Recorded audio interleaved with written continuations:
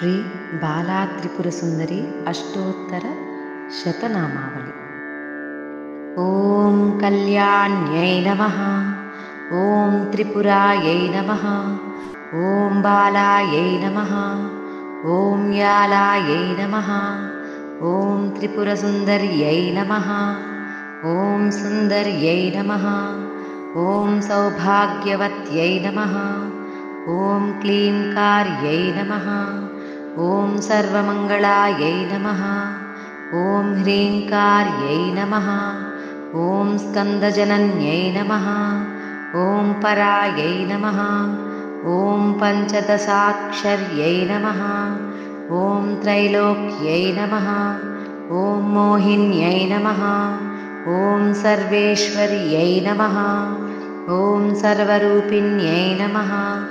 ॐ सर्वसङ्ख्योभिन्यै नमः। ॐ पूर्णायै नमः। ॐ नवमुद्रेश्वर्यै नमः। ॐ शिवायै नमः।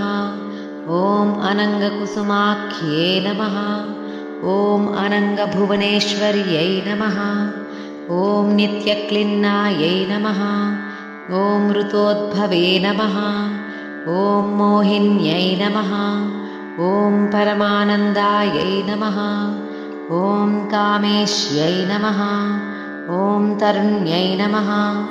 ॐ कलायै नमः। ॐ कलावत्यै नमः। ॐ भगवत्यै नमः। ॐ पद्मरागिन्यै नमः। ॐ किरीटिन्यै नमः। ॐ सौगन्धिन्यै नमः। ॐ सरिद्वेन्यै नमः। ॐ मन्त्रिण्यै नमः। ॐ मन्त्ररूपिण्यै नमः। ॐ तत्त्वत्रयायै नमः। ॐ तत्त्वमयै नमः। ॐ सिद्धायै नमः। ॐ त्रिपुरवासिन्यै नमः। ॐ श्रीमत्यै नमः। ॐ महादेव्यै नमः। ॐ कालिन्यै नमः। ॐ परदेवतायै नमः। ॐ कैवल्यरेखायै नमः। ॐ वशिन्यै नमः। ॐ सर्वेश्वर्यै नमः। ॐ सर्वमातृकायै नमः। ॐ विष्णुस्वरूपिण्यै नमः। ॐ देवमात्र्यै नमः। ॐ सर्वसम्पत्प्रदायिन्यै नमः। ॐ आधारायै नमः। ॐ हितपत्निकायै नमः। ॐ स्वाधिष्ठानचक्रायै नमः। ॐ समायै नमः। ॐ आज्ञायै नमः। ॐ पद्मासनासीनायै नमः। ॐ विशुद्धायै नमः। ॐ स्थलयोगिन्यै नमः। ॐ संस्थितायै नमः। ॐ अष्टत्रिंशत्यै नमः। ॐ कलामूर्त्यै नमः। ॐ सुषुम्नायै नमः। ॐ चारुमध्यमायै नमः। ॐ योगीश्वर्यै नमः। ॐ मुनिध्येयायै नमः। ॐ परब्रह्मस्वरूपिण्यै नमः। ॐ स्वस्वरूपिण्यै नमः।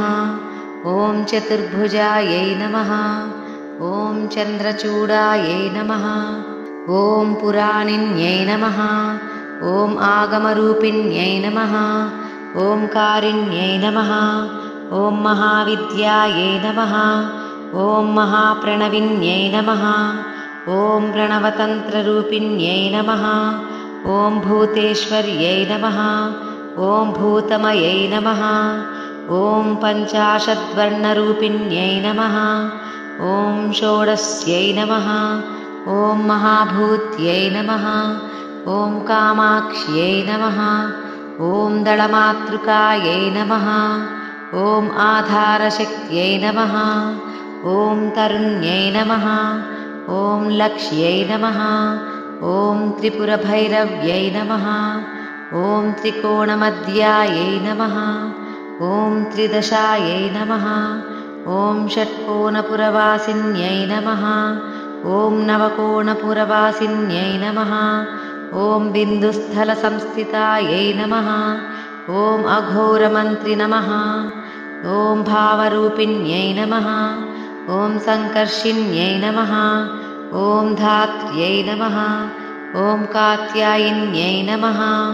ॐ शिवान्यै सुलभै नमः। ॐ दुर्लभै नमः। ॐ महाशास्त्र्यै नमः। ॐ शिखण्डिन्यै नमः। ॐ शिखरिण्यै नमः। ॐ पदाराध्यायै नमः।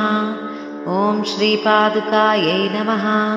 ॐ श्रीचक्रसञ्चारिण्यै नमः। ॐ श्रीत्रिपुरसुन्दराम्बिकायै नमः। श्री बालात्रिपुरसुन्दरी अष्टोत्तरशतनामावली।